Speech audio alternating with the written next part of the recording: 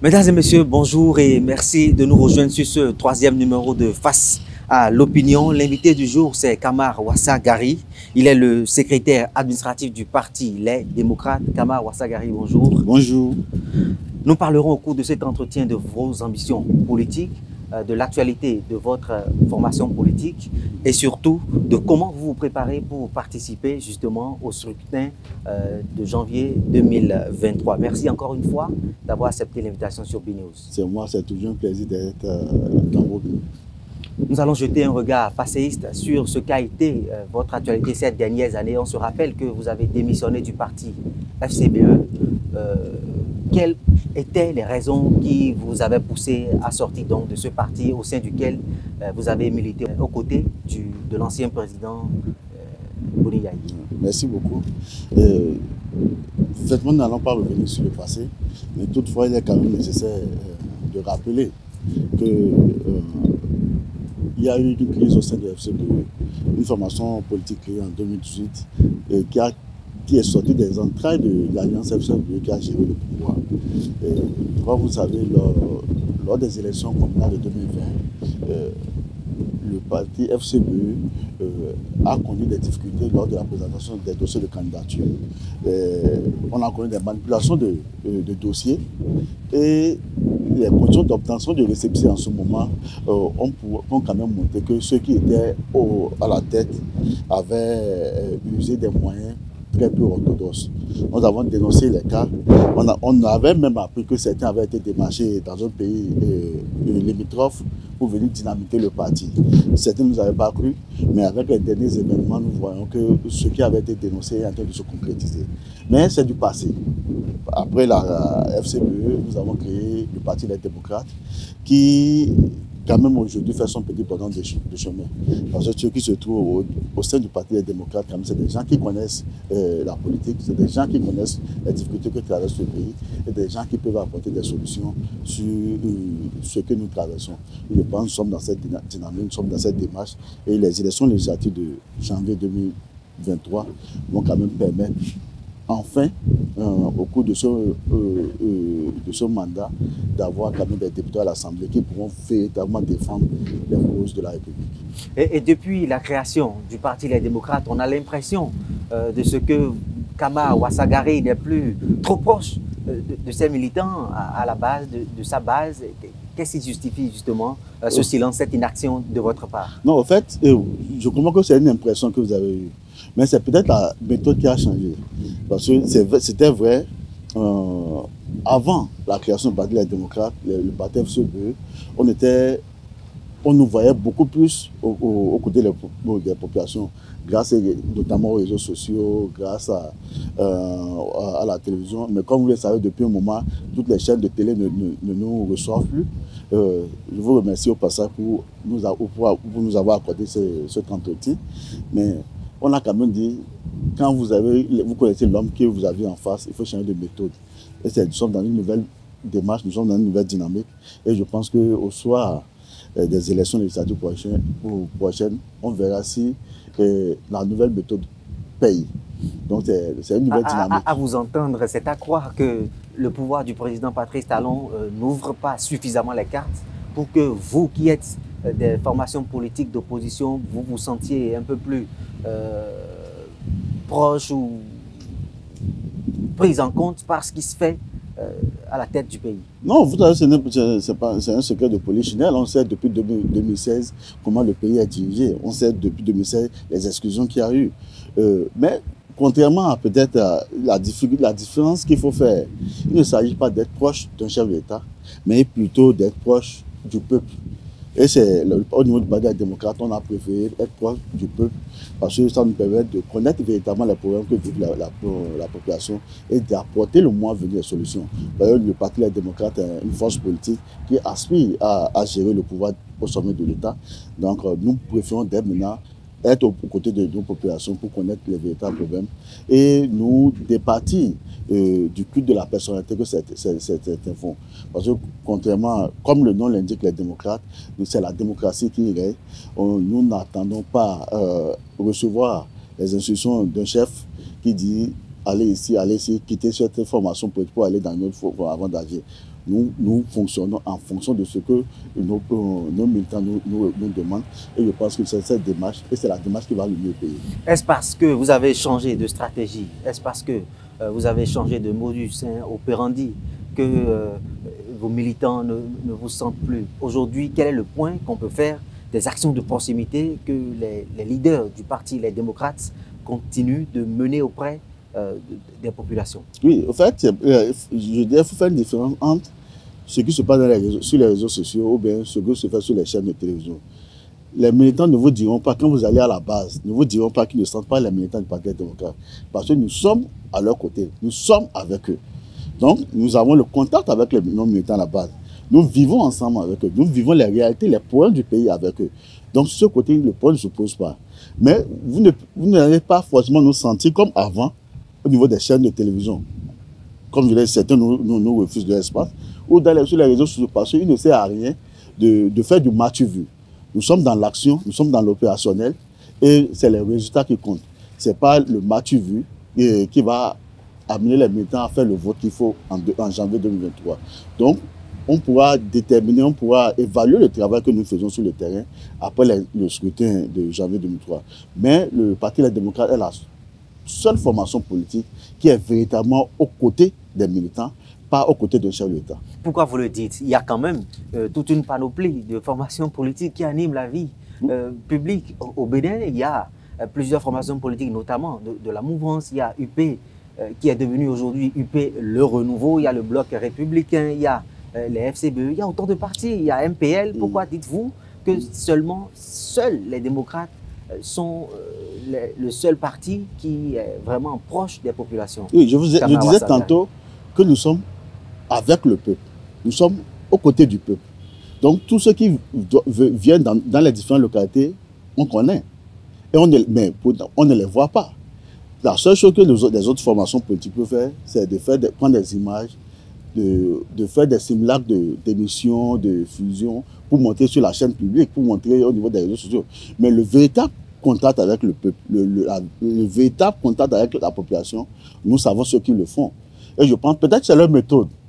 Mais nous pensons que notre méthode à nous, le fait d'être aux côtés de la population, va nous permettre plus d'engranger les suffrages. Et ça va nous permettre véritablement de mieux connaître les problèmes que vivent nos populations, pour qu'enfin ils puissent avoir la lumière, pour qu'enfin ils puissent avoir la flamme qui puisse leur permettre de véritablement faire changer les choses, de véritablement développer leurs différentes localités. Donc, c'est leur méthode, mais à la population, à la base, nous ne les voyons pas. Kama Wassagari, on vous voit porter votre formation politique au firmament de la présence qu'un parti politique devrait nourrir vis-à-vis des populations. Mais j'ai envie de vous demander, quelle est aujourd'hui la nature des relations que les membres du Parti Les Démocrates nourrissent avec les autres formations politiques de l'opposition, à savoir FCBE, MPL et autres? Oui, vous savez, au Bénin, nous sommes tous des frères. Nous n'avons pas des problèmes de personnes entre nous. Mais chaque formation politique a sa façon de gérer sa formation politique. Ça n'empêche pas que nous pouvons nous rencontrons, nous pouvons discuter, mais le volet politique, la décision politique, ou bien une fusion peut-être avec les autres formations politiques, est laissée au libre choix de chaque militant des formations politiques. Avec les autres formations, comme je l'ai dit, les discussions se font de façon simple, comme deux personnes, deux Béninois qui se rencontrent, mais la véritable décision politique peut peut-être nous amener d'aller ensemble peut-être dans une élection. Ça ne peut pas se faire maintenant. Parce que n'oublions pas, ne mettons jamais de côté que nous sommes une formation politique de l'opposition. Nous avons connu, quand nous étions avec FCBE, les difficultés qu'on a retenues, qu'on a eues avec la création d'un récépissé de certificat de conformité qui est créé à 3 semaines du dépôt des dossiers de candidature. Et toutes les formations politiques ont eu ce certificat de conformité, sauf les formations politiques de l'opposition. Aujourd'hui, nous avons notre récépissé, nous avons tous les dossiers qui nous permettent de participer aux prochaines élections législatives, donc nous ne pourrons pas nous engager dans une aventure ambiguë. Faire comme la mouvance, où ils sont capables de faire une fusion ce matin et le soir recevoir le récépissé. Nous n'avons pas cette assurance. Il vaut mieux user d'une autre stratégie pour aller encore plus fort à ces prochaines élections que d'aller se livrer les pieds et mains liés à ce pouvoir. Vous ne croyez pas, pas du tout alors, à une éventuelle fusion du parti Les Démocrates, peut-être avec FCBE, MPL, constituer un bloc pour faire face aux formations politiques de la mouvance présidentielle? Non, ça ne peut pas. Le parti Les Démocrates ne peut pas, pour ces prochaines élections, faire fusion avec une autre formation politique. C'est pas possible. On dit souvent que chat échaudé craint l'eau froide. Nous ne pouvons pas nous engager dans cette aventure. Mais ce que nous pouvons faire, nous pouvons amener des discussions et ensemble réfléchir pour voir comment on peut mener la bataille pour avoir le maximum de députés à l'Assemblée nationale. En clair, c'est que vous avez peur de ne pas avoir votre récépissé à l'issue de la fusion avec une autre formation politique. Non, nous savons que nous ne l'aurons pas. Si nous nous engageons dans une aventure d'une fusion aujourd'hui, avec le pouvoir que nous avons, enfin, nous ne l'aurons pas. Et là, on se serait fait harakiri nous-mêmes. Donc, nous savons, il y a plusieurs stratégies, pas seulement les fusions qui vous amènent à vous regrouper. Il y a plusieurs stratégies. Et nous nous sommes dans cette dynamique. Nous réfléchissons. Les cellules de veille stratégique au niveau de notre formation politique et des formations politiques amies réfléchissent pour qu'ensemble, on puisse quand même présenter une liste qui nous permette d'avoir la majorité absolue aux prochaines élections législatives. Mais il ne s'agira pas d'une fusion. Kama Ouassangari, nous sommes à moins de 4 mois des législatives de janvier 2023. Vous n'êtes pas sans savoir que les partis politiques qui animent la vie publique au Bénin désormais sont contraints à la réforme, aux injonctions de la réforme du système partisan, au nouveau code électoral. Est-ce que le parti, les démocrates, s'il va seul au scrutin, est-ce que le parti est sûr de pouvoir sauter la barrière des 10% et de lever des sièges au sein de la 9e mandature qui va s'installer au Parlement? Merci beaucoup. Mais ce n'est pas parce que je suis du parti Les Démocrates. Mais actuellement au Bénin, la seule formation politique qui peut se targuer d'avoir au-delà des 10%, c'est le parti Les Démocrates. Est-ce que ce n'est pas prétentieux? Non, je dis aujourd'hui. Vous savez, et quand vous voyez les mouvements qu'on observe au niveau de l'UP et PL qui ont fait UPR, ils sont conscients du pourcentage qu'ils ont eu lors des dernières élections communales et législatives. Ils sont conscients du taux de participation qu'il y a eu.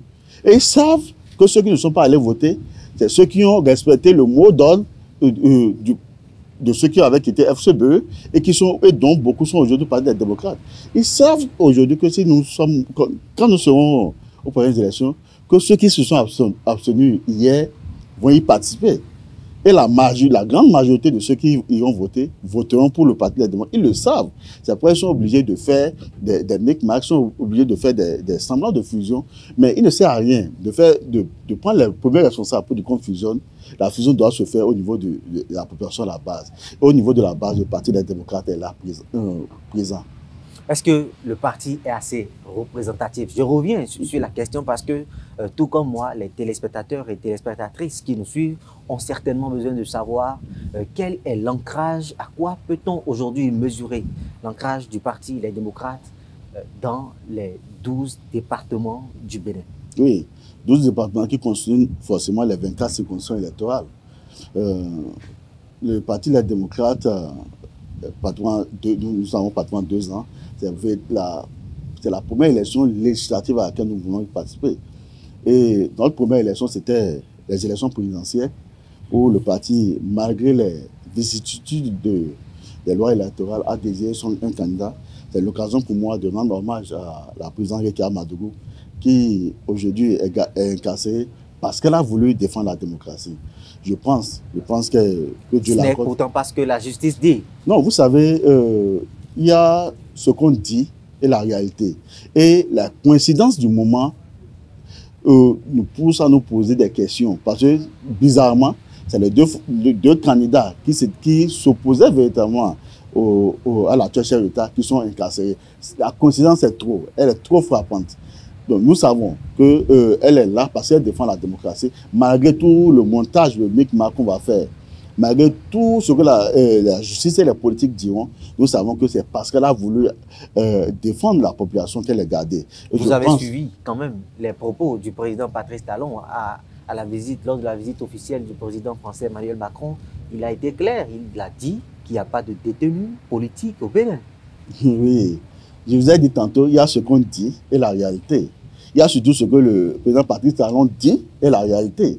Nous savons qu'il y a beaucoup de choses qu'il dit, mais il fait toujours le contraire. La réalité. Je pense par exemple, il a parlé d'un qui fera à la fin du monde, je ferai de mon mandat unique. Ça, c'est le président Talon qui l'a dit devant tout le peuple, pas devant un président français, devant tout le peuple. Mais on a vu, c'est le mandat unique. C'est pour dire qu'il y a ce qu'il dit et ce qui se fait.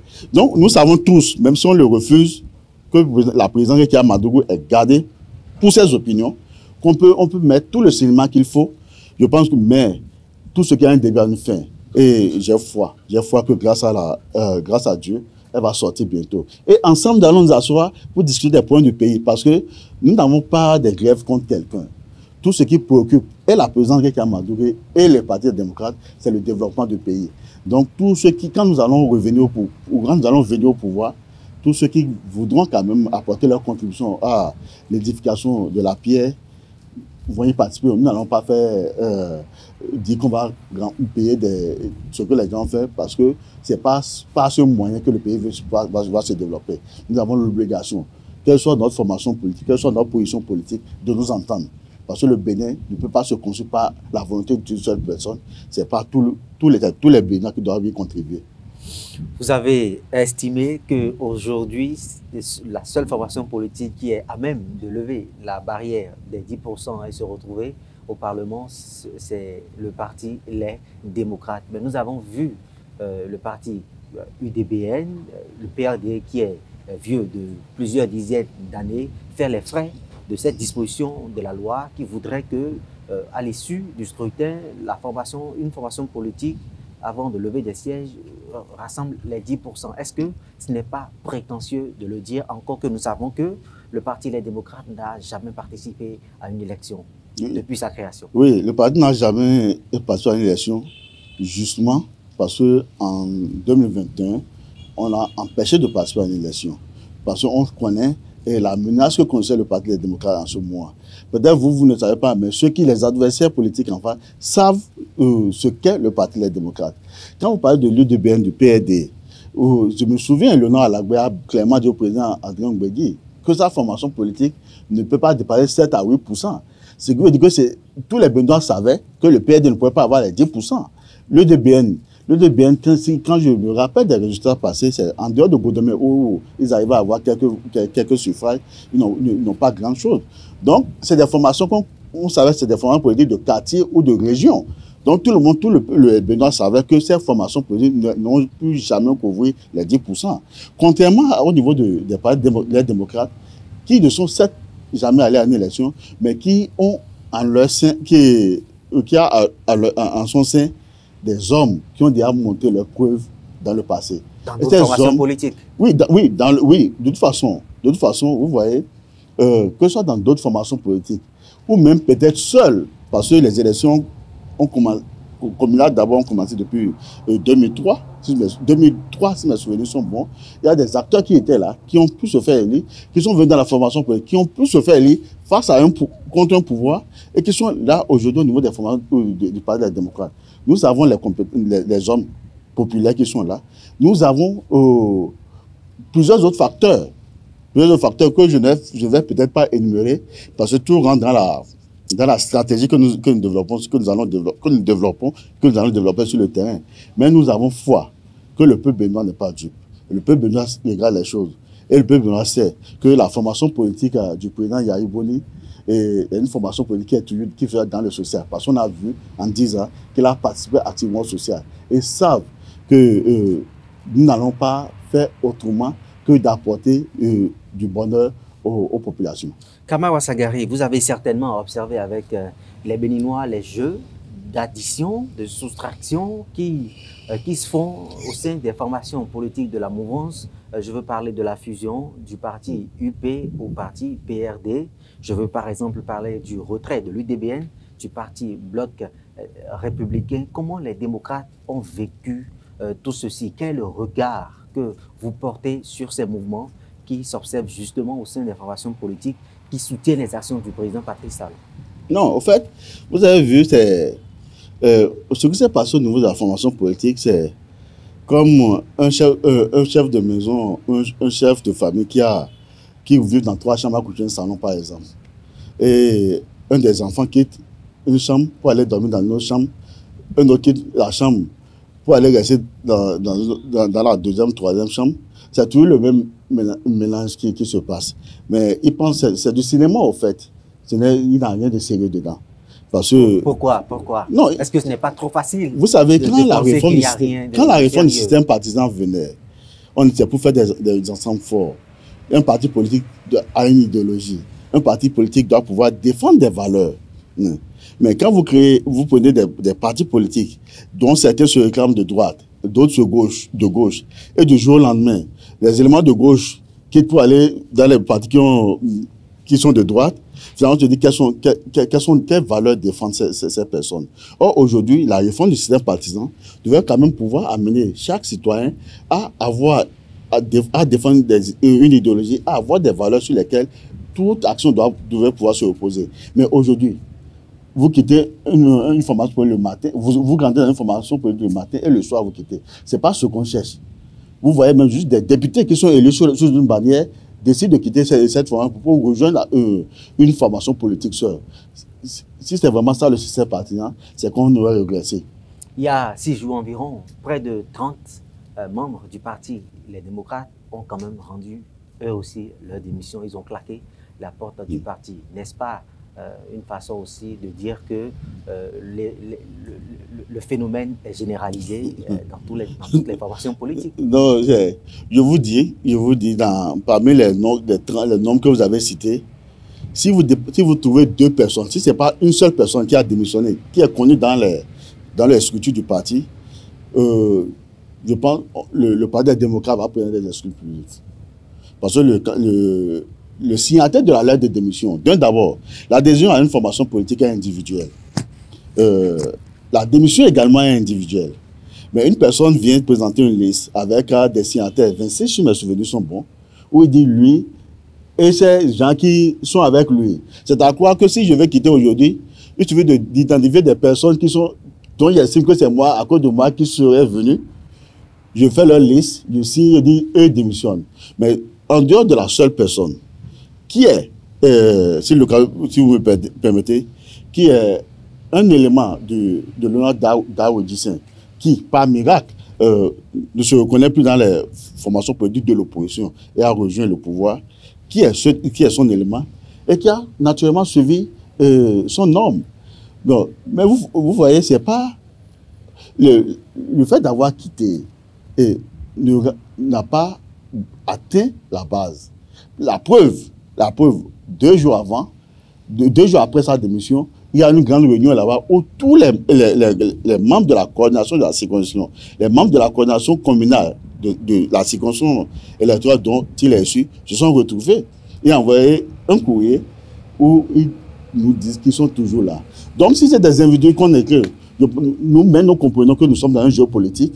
Étant donné que son leader a quitté l'opposition, ils ont voulu faire une action d'éclat, peut-être pour pouvoir être bien accueillis dans leur nouvelle maison. Mais ça ne nous ébranle pas. Mais toutefois, le Parti des démocrates ne refuse pas les militants. Vous ne rejetez pas, ne rejette pas les militants. D'autres formations politiques. Si d'autres décident de rejoindre le Parti des démocrates, on va les accueillir. C'est pour dire, même ceux qui ont quitté, si aujourd'hui ils comprennent leurs erreurs et veulent rejoindre, on va les parce que nous ne rejetons pas les militants. Mais nous n'allons pas, comme on le dit parfois, il vaut mieux seul que mal accompagné. Kama Ouassagari, comprend votre optimisme par rapport à ce que le parti, les démocrates, fait. Aujourd'hui, j'ai envie de vous demander, nous sommes, je l'ai rappelé il y a un instant, nous sommes à moins de 4 mois des législatives. Les Béninois devront élire de nouveaux députés qui vont composer la 9e mandature au Parlement. Quel est, selon vous, le type de député qu'on doit envoyer en janvier 2023 à l'Assemblée nationale? Oui, c'est vrai. Ouais. D'abord, avant de définir le type de député, il est quand même primordial qu'on finisse avec la catégorie des députés qu'on le congrès des Béninois appelle députés nommés. Il faut qu'on finisse avec cette catégorie. Il faudrait quand même que ceux qui vont à l'Assemblée, ce soient vraiment des députés qui sont véritablement élus par le peuple. C'est capital. Les députés qui sont là ont quand même été élus. Non. Ils ont été aux élections. Non. Même si aujourd'hui... Je comprends que, en tant que journaliste, c'est que vous voulez me forcer à parler, mais je préfère me tabler sur la réalité des faits. Quand on trouve deux formations politiques qui soutiennent l'élection d'un chef d'État, qui se retrouvent seuls à une élection, et qui, par nos recoupements au niveau de l'opposition, n'ont pas été élus à plus de 5%, mais qui ont, même la Cour constitutionnelle a parlé de 24%, 27% ou plus, je vois qu'eux-mêmes, dans leur chair, ils doivent pouvoir se poser des questions. Mais ce vent est en train de passer. Dans quelques mois, ces députés vont partir. Mais il faudrait quand même qu'on évite de nous retrouver dans une telle situation. Il faut avoir des députés quand même qui soient quand même aux côtés du peuple, qui comprennent les populations que vivent, les préoccupations, les problèmes que vit le peuple pour pouvoir apporter des solutions qui s'imposent. Il ne sert à rien d'avoir des députés qui ne vont fonctionner qu'en attendant les instructions qu'une hiérarchie va leur donner. Le Parlement. Que voulez-vous insinuer? Non, vous voyez, quand je prends même le vote du code électoral, un code électoral qu'on vote à midi et à 14h, on s'est validé. Un code électoral dont, en plein processus, on les appelle, vous revenez à l'Assemblée, modifié parce qu'on veut élire des maires. On craint que ceux qui vont être élus... Ce que vous dites là est suffisamment grave, Kama Wassagari. Non, vous savez... Avez-vous les preuves de ce que les députés ont été appelés, ils ont reçu des injonctions... Avant qu'un député ne vienne voter une loi, c'est naturellement, il est appelé. Il est convoqué. Un député, avant de venir à l'Assemblée pour participer à une session, il est appelé. Ils ont été appelés. Convoqués, selon ces attributs. Oui, convoqués ou appelés, c'est des mots français. Oui. De convoqués ou appelés, de toute façon, ils se sont retrouvés là. Oui. Ils ont voté, ils ont manipulé. Bon, ils vont dire qu'ils ont fait une relecture du code électoral. En plein processus, ce qui viole toutes les dispositions légales de la sous-région et nationale. Donc, ils l'ont fait. Ce qui leur permis de nommer des maires aujourd'hui, parce qu'il est clair que des maires soient élus, des maires dont ils ne sont pas peut-être sûrs de contrôler. Voilà ce genre de députés qu'on a eu. Il faudrait qu'on évite à ça. Il faut avoir des députés qui pourront véritablement dire à la discussion ce qui ne va pas, qui pourront véritablement faire le contrôle de l'action gouvernementale et qui pourront voter des lois qui puissent permettre quand même de régler le quotidien des Béninois. Voilà le genre de députés qu'on veut. Mais les députés béninois, il faut qu'on finisse avec ça. Votre formation politique dispose-t-elle de ce genre de députés? Naturellement. Naturellement. Il y en aura sûrement même à foison. Mais au niveau de la formation politique, contrairement peut-être aux autres, la plupart de nos candidats seront issus de la base. Au niveau de la base, qui seront désignés pour pouvoir être sur la liste. Donc, c'est les gens qui vivent avec les populations à la base et qui savent les difficultés qu'ils vivent. Et naturellement, quand ils viennent, ils pourront poser les véritables problèmes qu'il faut pour pouvoir leur apporter un peu de support. Parce que ce que nous vivons depuis 2016, ils vont nous parler de la guerre en Ukraine qui a commencé il y a moins d'1 an. Ils vont nous parler de toutes sortes de choses. Mais il faut quand même apporter des solutions qui puissent apaiser les difficultés que traversent nos populations. Kama Wassagari, nous sommes à la fin de cette émission. Votre mot de fin? Mot de fin, je tiens d'abord à vous remercier pour l'invitation que vous nous avez accordée. Et je tiens d'abord à dire au peuple béninois que le Bénin est un pays de paix. Le Bénin est un pays où le vivre ensemble est toujours partagé. Nous connaissons les difficultés. Mais ces difficultés, ceux qui nous conduisent à cette difficulté, vous les connaissez. Ils sont là. Demain, ils viendront vous voir pour dire qu'ils veulent apporter la solution. Mais celui qui n'a pas fait hier ne peut pas faire aujourd'hui.